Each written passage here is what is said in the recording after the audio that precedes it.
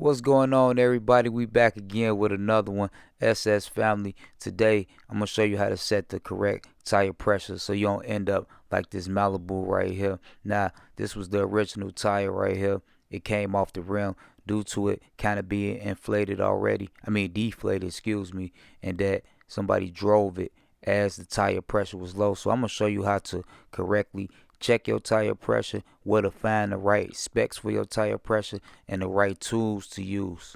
So today I'm going to use a 2008 Chevy Avalanche, and it's pretty much the same for every vehicle, but you will see a tire pressure light, something like this, and then you can check through your dash to see where the correct pounds per square inch should be. This one right here is not showing any indication or any number next to it, so to me that tells me that the sensors are bad and we got to do it manually.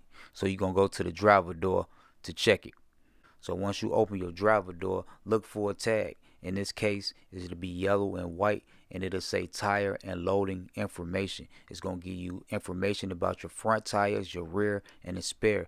The original tire sizes are listed on here. Also, how much pressure to put in it. In this case, it's 32 psi in the front, 32 psi in the back. We're not going to worry about the spare because we don't have a spare on here. So this is a tire pressure gauge. You probably seen one of these before. It's the old way of reading it, and I prefer a digital one. So this one right here is the one I actually gonna use in the video, and I bought this from Home Depot. I think it was about $10. I'll leave a link in the description if you want to use the same tool. And the first thing you're gonna have to do is turn it on, and then after that you hit the same power button. You're going to navigate till you see where it says 0, and it's going to say PSI. That stands for pounds per square inch, and that's what we checking in each tire to make sure that it's good. Now, it's cool if it's a little over. We just don't want it under the correct tire size. And on the side of the tire, it tells you how much pounds of pressure it can have, the maximum.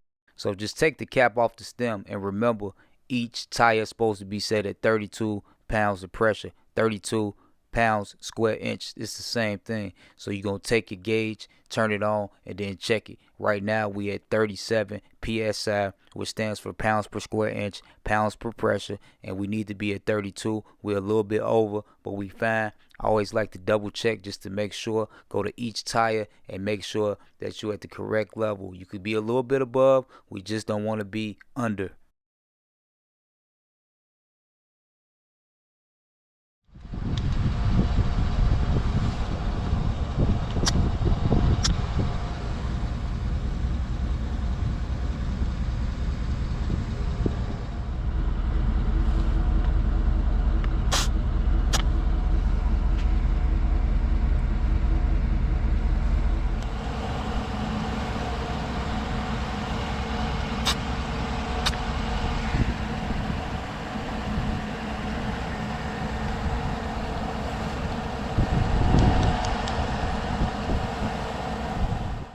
So I went around, I checked all 4 tires for the correct PSI, and they set where they should be. Now, in a case where you're underinflated, that means you need some air. You're going to have to buy you a little portable air pump or go to a local gas station to insert a little air into your tire. Now, this one right here, I bought from AutoZone. You can set the target range of where you want it. You just plug it into the cigarette lighter, and then you hook it to the tire to inflate it. Like I said, each tire is set to the proper specs. Some are a little bit over, which is fine. We just don't want it under what it's supposed to be. So check on the side of your tire wall. It's going to tell you the maximum pressure, but try to stick with the original PSI, which is inside of the driver door. If you're underinflated, you can take the air pump. This one is set at its target range. You hook it to where you insert your air. You cut it on. After you get the air that you need, you cut it off. And that's it. Any questions, hit me up. I got you.